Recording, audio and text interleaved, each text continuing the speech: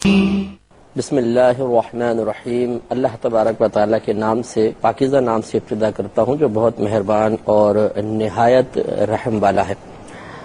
الحمدللہ اللہ تبارک و تعالیٰ کا بڑا فضل و کرم ہے کہ اس نے ہماری ہدایت کے لیے ایسے اسباب مہیا کر دیے ہیں کہ اگر انسان واقعی ہدایت کا متمنی ہو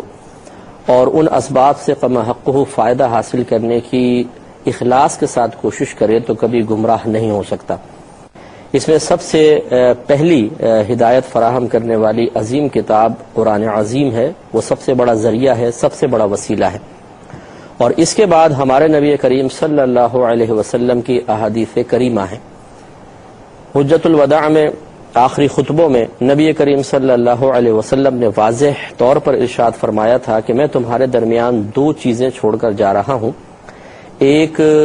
قرآن اور دوسری میری سنت۔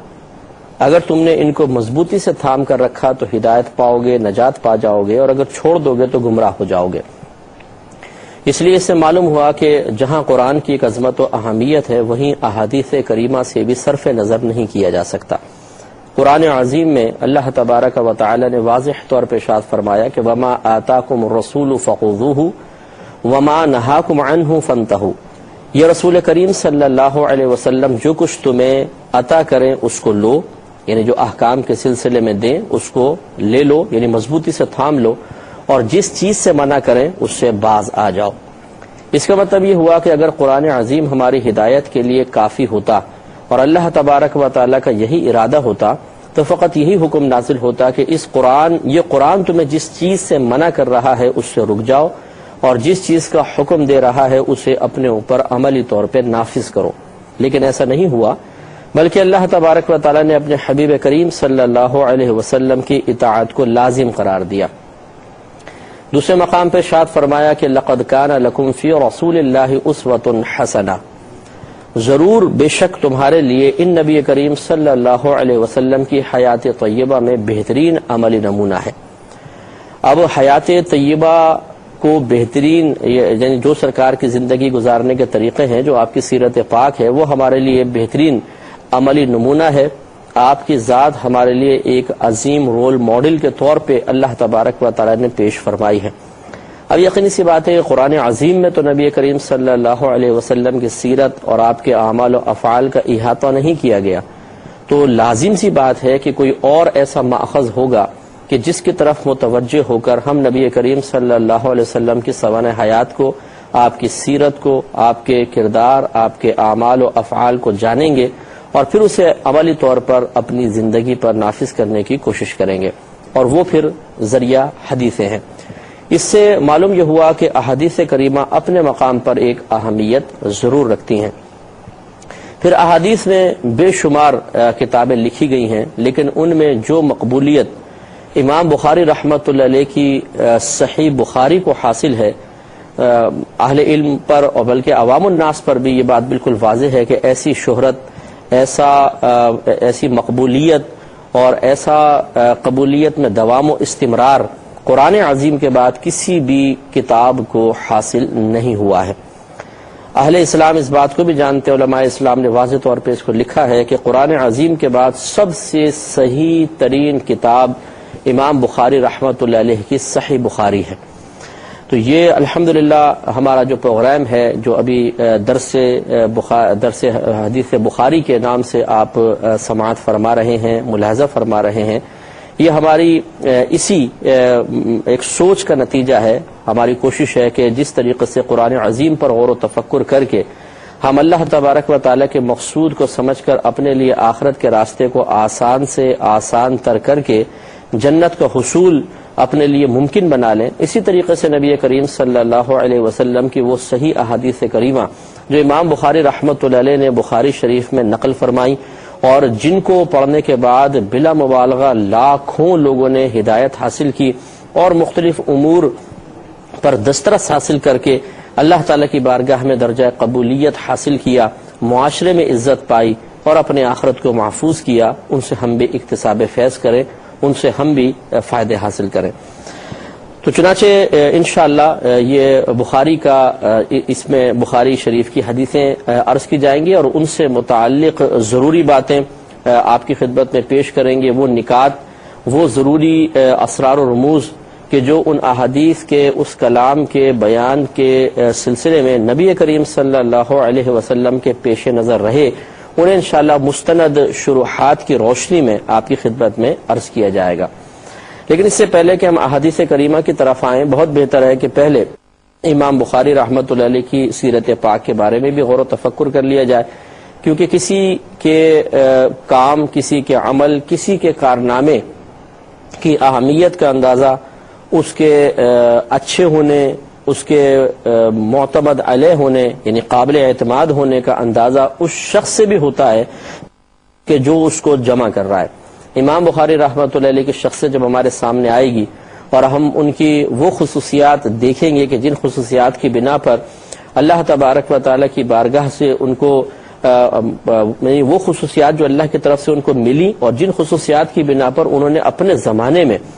ایک عظیم مقام حاصل کیا، تو پھر ہمیں بہت اطمینان حاصل ہوگا کہ آپ جیسی عظیم، متقی، پرہیزگار اور زاہد زمانہ شخصیت نے جو کام کیا یقیناً وہ بہت ہی بہترین کام ہوگا اور وہ قابل اعتماد بھی ہے۔ اس پہ بلائنڈ فیتھ کرنا چاہیے، آنکھیں بند کر کے اعتماد کر لینا چاہیے۔ لہذا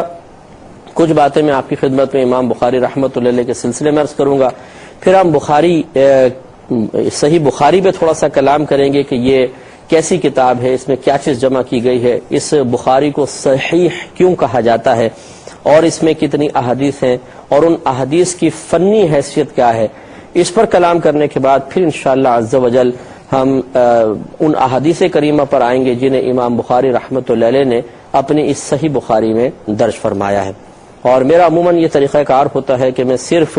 اگر قرآن بیان کر رہا ہوں تو قرآن کی آیت اور ترجمے پر اکتفا نہیں کرتا ہوں، اسی طرح ہم یہ حدیثیں بیان کریں گے تو صرف حدیث کے بیان پر اور اس کے ترجمے یا مفہوم پر اکتفا نہیں کیا جائے گا، بلکہ اصل میں قرآن سے جو مقصود الہی ہے اس کی تعیین کرنا بہت ضروری ہے، اور احادیث کریمہ کے الفاظ میں جو نبی کریم صلی اللہ علیہ وسلم کا ایک قصد و ارادہ پوشیدہ ہے کہ وہ ہمیں ایک پیغام دینا چاہتے ہیں، ہمیں ایک بات بتانا چاہتے ہیں، ہمیں بہت سی چیزوں کے سلسلے میں ہوشیار کرنا چاہتے ہیں، کچھ ایسی چیزوں کا بیان فرماتے ہیں کہ جو براہ راست حقیقتاً آپ کی مخاطب نہیں ہے، یا اس حدیث میں ان کا بیان براہ راست آپ کا مقصود نہیں رہا ہے، لیکن جب مقصود اصلی سے ہم ان کی طرف نگاہ ڈالتے ہیں تو وہ بھی اپنے اندر ایک علم و حکمت کے موتیوں کا سمندر لیے ہوئے نظر آتی ہیں۔ تو خلاصہ کلام یہ ہے کہ انشاءاللہ احادیث مبارکہ کے ساتھ ساتھ ہم اپنا محاسبہ بھی کریں گے، ان میں جو قابل عمل باتیں ہیں وہ قابل عمل باتوں پر غور و تفکر کیا جائے گا اور انہیں کس طریقے سے اپنی عملی زندگی میں نافذ کیا جائے، انشاءاللہ ان کے بارے میں بھی اچھے اور مفید مشورے جتنی استطاعت اور ہمت ہوئی انشاءاللہ میں آپ کی خدمت میں پیش کرتا رہوں گا۔ امام بخاری رحمۃ اللہ علیہ کی کچھ سوانح حیات میں انشاءاللہ عرض کرتا ہوں اور پھر بخاری کی طرف آئیں گے اور پھر احادیث کریمہ۔ یہ امام بخاری رحمۃ اللہ علیہ کے نام کے بارے میں لکھا ہے، آپ کے نسب کے بارے میں، کہ آپ کا نام ابو عبداللہ محمد بن ابو الحسن اسماعیل بن ابراہیم بن المغیرہ بالاحنف برزدزبہ الجعفہ ہے۔ یعنی امام بخاری رحمۃ اللہ علیہ کا اصل نام ہے ابو عبداللہ، آپ کی کنیت ہے، اور محمد آپ کا نام رکھا، محمد بن اسماعیل بخاری، یہ مشہور ہے محمد بن اسماعیل بخاری۔ تو ابو عبداللہ آپ کی کنیت ہے، محمد آپ کا نام ہے، اور آپ کے والد کا نام ابو الحسن اسماعیل ہے۔ ان کے والد یعنی امام بخاری کے دادا کا نام ابراہیم اور ان کے والد کا نام المغیرہ اور ان کے والد صاحب کا نام الاحنف ہے۔ تو امام بخاری رحمۃ اللہ علیہ کا نام آپ ذہن میں رکھیے گا، محمد ہے، محمد بن اسماعیل بخاری، اور ابو عبداللہ آپ کو کہا جاتا ہے۔ لیکن چونکہ بعض اوقات انسان کسی تعلق کی بنا پر اتنا معروف ہو جاتا ہے کہ لوگ اس کے اصلی نام کو تقریباً بھول ہی جاتے ہیں، جیسے ابو ہریرہ رضی اللہ تعالیٰ عنہ مشہور صحابی ہیں، تو ابو ہریرہ آپ کا نام تو نہیں ہے، آپ کا نام ایک روایت کے مطابق عبد الرحمن تھا، لیکن آپ ابو ہریرہ رضی اللہ تعالی عنہ کے نام سے معروف ہو گئے۔ اسی طرح امام بخاری رحمۃ اللہ علیہ چونکہ بخاری سے تعلق رکھتے تھے، آپ کی اس کتاب کو اتنی مقبولیت تامہ اور دائمہ حاصل ہوئی کہ پھر لوگ آپ کے اصل نام کی طرف متوجہ نہ رہے اور عموماً یہی ہوتا ہے کہ جی امام بخاری نے اپنی کتاب میں لکھا اور صحیح بخاری میں یہ ہے، تو خلاصہ کلام یہ ہے کہ آپ کا نام محمد ہے۔ امام بخاری رحمۃ اللہ علیہ کی ولادت کے بارے میں لکھا ہے، یہ تاریخ بغداد اور تاریخ دمشق کبیر، یہ جو تاریخ کی کتابیں ہیں ان کے اندر مستند حوالوں کے ساتھ آپ کی خدمت میں عرض کر رہے ہیں کہ یہ کہتے ہیں، ابو الحاتم الوراق بیان کرتے ہیں کہ میں نے ابو عبداللہ محمد بن اسماعیل بخاری سے سوال کیا کہ آپ کب پیدا ہوئے تھے، یعنی خود امام بخاری رحمۃ اللہ علیہ جس تاریخ کو بیان فرمائی، یقینی سی بات ہے کہ وہ آپ کی پیدائش کے ثبوت کے سلسلے میں انتہائی مستند ہوگی اور ایک اپنی اہمیت رکھے گی۔ تو آپ نے شاید فرمایا کہ آپ پہلے اندر گئے اور اپنے والد کی ایک تحریر نکال کر دکھائی کہ یہ ہے میری تاریخ پیدائش۔ اس میں لکھا ہوا تھا کہ محمد بن اسماعیل 13 شوال کو بروز جمعہ 194 ہجری میں پیدا ہوئے، یعنی نبی کریم صلی اللہ علیہ وسلم کی مکے سے مدینے کی طرف ہجرت کے بعد 194 سال گزر گئے تھے۔ اس کے بعد امام بخاری رحمۃ اللہ علیہ 194 سال میں آپ پیدا ہوئے اور 13 شوال جمعے کا روز تھا۔ الحسن بن حسن البزاز نے بخارا میں کہا کہ میں نے محمد بن اسماعیل کو بخارا میں دیکھا، وہ بڑے بوڑھے سے شخص تھے، ان کا جسم کمزور تھا، نہ بہت لمبے تھے نہ بہت چھوٹے تھے۔ یہ 13 شوال 194 ہجری میں پیدا ہوئے اور عید الفطر کی شب نماز عشاء کے وقت ہفتے کی رات کو سن 256 ہجری میں فوت ہو گئے،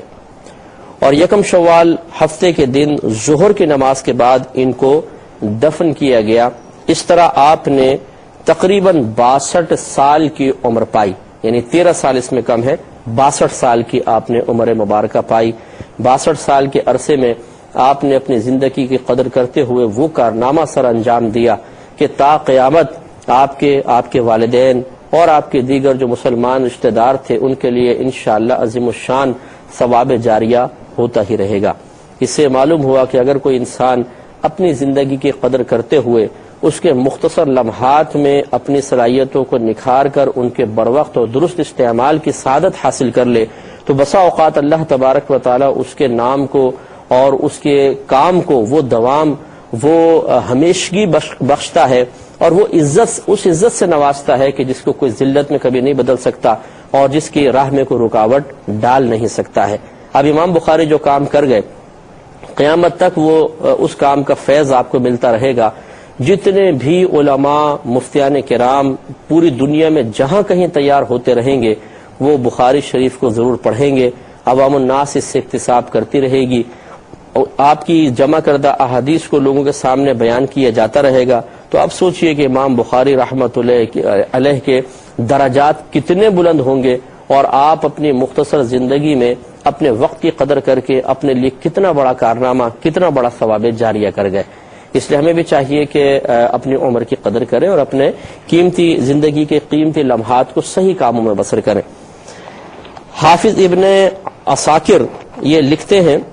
کہ یہ عبداللہ بن محمد سمسار کے حوالے سے نقل کرتے ہیں کہ میں نے اپنے ایک شیخ سے سنا کہ امام محمد بن اسماعیل کی بچپن میں دونوں آنکھوں کی بینائی چلی گئی تھی۔ ان کی والدہ نے خواب میں حضرت ابراہیم علیہ السلام کی زیارت کی۔ آپ نے فرمایا کہ اے خاتون، تمہارے بکثرت رونے اور بہت زیادہ دعا کرنے کی وجہ سے اللہ تبارک و تعالی نے تمہارے بیٹے کی بصارت لوٹا دی ہے۔ پھر امام بخاری نے اس حال میں صبح کی کہ اللہ تبارک و تعالی ان کی بینائی کو لوٹا چکا تھا۔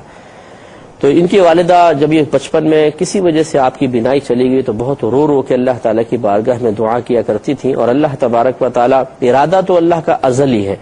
ہر چیز کا ارادہ اللہ تعالیٰ نے ازل سے ہی فرمایا ہوا ہے، اور یقیناً امام بخاری رحمۃ اللہ علیہ کی بینائی کو سلب کرنے اور دوبارہ عطا کرنے کا ارادہ بھی اللہ تبارک و تعالیٰ کا ازلی ہی تھا۔ لیکن اللہ تعالیٰ کی عادت قریبہ ہے کہ وہ دنیا میں بہت سے امور اور اپنے ارادوں کے صدور اور اس کی تکمیل کے لیے بہت سی چیزوں کو وسیلہ اور سبب قائم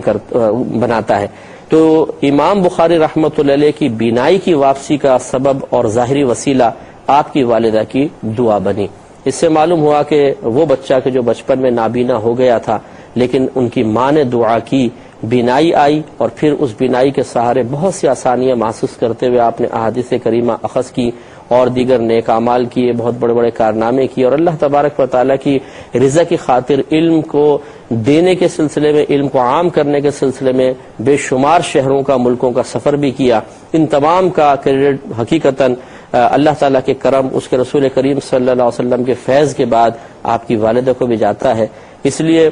دیکھنے والوں کی خدمت میں گزارش ہے کہ اپنی ماؤں کی ہمیں قدر کرنی چاہیے، ماں کی دعا لیجئے۔ بہت سی چیزیں ایسی ہوتی ہیں کہ جو ہمیں بظاہر اپنے لیے ناممکن سے محسوس ہوتی ہیں، لیکن اللہ تبارک و تعالیٰ کے فضل و کرم سے ماں کی دعا ایک ایسا وسیلہ بن جاتی ہے جو اس مشکل کو اور ناممکن کام کو آسان کر کے ہمارے لیے نہ صرف ممکن بنا دیتی ہے بلکہ مشکل کام کو بے حد آسان بھی کر دیتی ہے۔ امام بخاری رحمۃ اللہ علیہ بچپن سے ہی بڑے ذہین و فطین تھے، اور اللہ تبارک و تعالی نے آپ کو بے مثل قوت حافظہ عطا کیا تھا، جس کا انشاءاللہ میں آگے عرض کروں گا۔ لیکن ایک ہوتا ہے بچے کے اندر خود اعتمادی اور جرت اور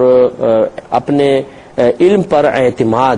بہت زیادہ اعتماد، ایک خود اعتمادی شخصی بھی ہوتی ہے اور ایک علمی خود اعتمادی ہوتی ہے۔ اللہ تبارک و تعالی نے امام بخاری رحمۃ اللہ علیہ کو بہترین قوت حافظہ کے ساتھ یہ خود اعتمادی بھی عطا کی تھی۔ چنانچہ الخطیب بغدادی رحمۃ اللہ علیہ یہ لکھتے ہیں کہ ابو جعفر محمد بن ابی حاتم الوراق نحوی لکھتے ہیں کہ میں نے ابو عبداللہ محمد بن اسماعیل بخاری سے کہا کہ آپ کی طلب حدیث کا معاملہ کس طرح تھا؟ انہوں نے جواب دیا کہ میں ابھی مکتب میں تھا کہ میرے دل میں حدیث کو حفظ کرنے کا شوق ڈالا گیا۔ انہوں نے پوچھا کہ اس وقت آپ کی عمر کتنی تھی؟ امام بخاری رحمۃ اللہ علیہ نے فرمایا کہ 10 سال یا اس سے بھی کم۔ پھر 10 سال کی عمر کے بعد میں مکتب سے نکلا، یعنی ابتدائی جو تعلیم حاصل کر رہے تھے جس مدرسے میں، وہاں سے نکلے اور استاد داخلی وغیرہ کے پاس جانے لگا۔ یہ داخلی ایک صاحب تھے، ان کے پاس جانے لگے۔ کہتے ہیں کہ ایک دن جب وہ لوگوں کو حدیث پڑھا رہے تھے تو انہوں نے ایک حدیث کی سند بیان کی۔ سند سے مراد وہ اشخاص ہوتے ہیں کہ جو حدیث کو بیان کرتے ہیں، جیسے انہیں راوی بھی کہتے ہیں، روات بھی کہتے ہیں۔ ان کو تمام روات کو جب آپ ذکر کرتے ہیں تو ایک سند کہلاتی ہے، یعنی نبی کریم صلی اللہ علیہ وسلم سے بالفرض کسی صحابی نے سنا، ان سے ایک تابعی نے سنا، تابعی سے پھر تبع تابعین نے سنا، پھر اس سے آگے چلتے رہے حتیٰ کہ وہ حدیث امام بخاری رحمۃ اللہ علیہ تک پہنچ گئی۔ تو اب ہم جب یہ بیان کریں گے کہ امام بخاری نے فلاں سے سنا، انہوں نے فلاں سے، انہوں نے فلاں سے، انہوں نے فلاں سے، انہوں نے فلاں سے، انہوں نے مثلا ابو بکر صدیق رضی اللہ تعالیٰ عنہ سے، اور انہوں نے نبی کریم صلی اللہ علیہ وسلم سے سنا، تو یہ جو پورا ایک سلسلہ ہے اس کو کہتے ہیں سلسلہ روات، اور اس کے بیان کو، یعنی پورا جو ہم نے یہ چیز بیان کی، اس کو سند سے بھی تعبیر کرتے ہیں۔ اور سند کسی حدیث کی صحت کے سلسلے میں، کسی حدیث کی عدم صحت کے سلسلے میں انتہائی اہم کردار ادا کرتی ہے، کیونکہ بعد میں آنے والوں نے چونکہ براہ راست نبی کریم صلی اللہ علیہ وسلم سے تو کچھ سنا نہیں تھا، تو وہ ان احادیث کی سند پر غور و تفکر کرتے ہیں کہ درمیان میں کون لوگ تھے۔ صحابہ کرام علیہم رضوان تو تمام کے تمام فقہ تھے، یعنی متقی، پرہیزگار، زبردست علم رکھنے والے، قوی الحافظہ، ہر قسم کے بے مروتی والے کام سے بچنے والے، تو ان پہ تو کوئی شبہ ہو ہی نہیں سکتا۔ لیکن اس کے بعد بہت سے لوگ ایسے اس سلسلہ روایت میں داخل ہو جاتے ہیں آگے چل کر کہ جن کے اندر کچھ تھوڑی بہت کمی محسوس ہوتی ہے، تو اس ہر راوی کے اوپر جو پھر بحث کی جاتی ہے اور اس راوی کے کردار، عمل، اس کی قوت حافظہ اور دیگر صفات کو جانچا پرکھا جاتا ہے، اس فن کو اسماء اور رجال کا فن کہتے ہیں، کہ اس میں ایک خاص راویوں پر غور و تفکر کرنے کے بعد دیکھا جاتا ہے کہ کیا یہ اس قابل ہیں کہ ان کی بیان کردہ حدیث کو آنکھیں بند کر کے گویا کہ لے لیا جائے۔ تو اس طرح سند بہت بڑی مطلب اہمیت رکھتی ہے کہ اگر وہ تمام راوی اچھے ہوتے ہیں، قوی الحافظہ ہیں، ثقہ ہے، تو حدیث بھی بڑی قوت رکھے گی، اور اگر خدا نخواستہ ان میں کوئی ضعیف ہے، کمزور ہے، کسی وصف میں کمی ہے، تو اس حدیث کے اندر بھی پھر قوت کے اعتبار سے کمی ہو جاتی ہے۔ چنانچہ امام بخاری رحمۃ اللہ علیہ داخلی صاحب کے پاس گئے، اور ان داخلی صاحب نے پھر ایک دفعہ ان کے سامنے سند بیان کی، تو امام بخاری رحمۃ اللہ علیہ نے اس وقت جس خود اعتمادی کا مظاہرہ کیا، انشاءاللہ یہ میں آپ کی خدمت میں ضرور پیش کروں گا، لیکن اگلے پروگرام میں۔ وآخر دعوانا ان الحمدللہ رب العالمین۔ اے اللہ